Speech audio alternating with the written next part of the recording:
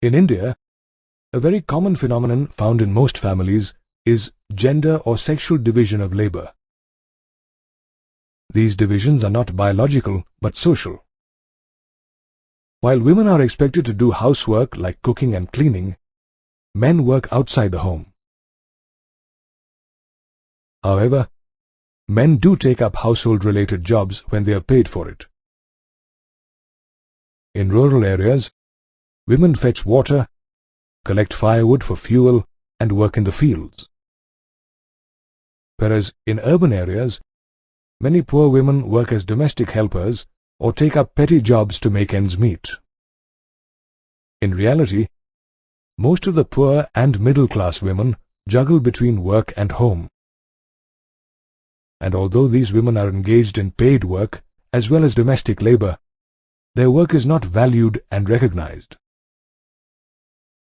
Earlier, women were not allowed to participate in public affairs, cast votes, and contest for public offices. As a result, women across the globe organized and campaigned for equal rights. They demanded the rights to vote, enhancements in political and legal status, and better educational and career opportunities. There were several feminist movements which aimed at bringing about equality in personal and family life. These movements did improve the status of women in many countries. Unfortunately, in India, women still lag behind men for several reasons. Our country still follows the patriarchal system, wherein the male is the head of the family. Another reason is that the literacy rate among women in India is only 54%, as against 76% among men. Only a very small percentage of girl students are allowed to go for higher studies. As a result, very few women have highly paid jobs.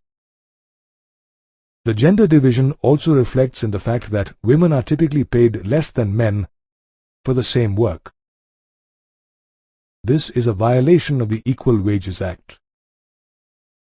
The decline in the child-sex ratio is another important indication of gender discrimination. The child-sex ratio in India was 927 girls per 1,000 boys in 2001. It was much lower in areas like Punjab and Haryana, where the ratio was 850 or even 800. Even today in India, many parents prefer to have male children, and it is a common practice among many such parents to get the female fetus aborted. A lot of women in India also face harassment and exploitation at work, and many are subjected to domestic violence at home. One way to empower women is to elect more women as political representatives. Statistics reveal that the percentage of elected women members in the Lok Sabha is less than 10% of its total strength. The situation is still worse in the state assemblies, where the percentage of elected women members is less than 5%. Even in cases where a woman becomes a chief minister or a prime minister, her cabinet is dominated by men. Therefore, a fair proportion of seats need to be reserved for women in the elected bodies. The Panchayati Raj has adopted this approach, and 1/3 of the total seats in panchayats and municipalities are reserved for women. Women activists are now demanding 1/3 seats for women in the Lok Sabha and the state assemblies.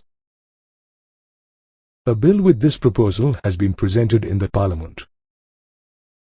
However, political parties have been unable to arrive at an agreement about this bill, and hence it has been pending in the Parliament.